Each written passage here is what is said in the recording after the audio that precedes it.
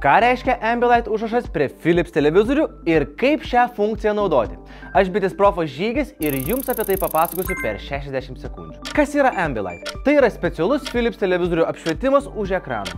Šios LED lemputės esančios už televizoriaus šviečia pagal rodomų turinio spalvas. Iš esmės tai gražiai atrodo ir lyg praplečia ekraną ant jūsų sienų. Kaip naudoti Ambilight?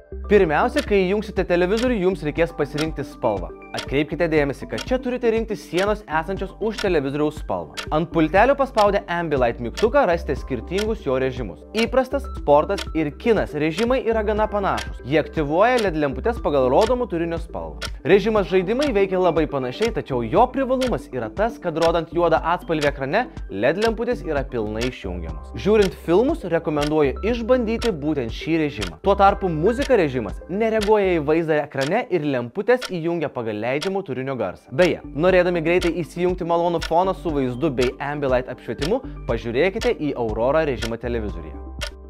Patiko šis video? Užsukite į bitesprofai.lt ir rasite daugiau patarimų per 60 sekundžių.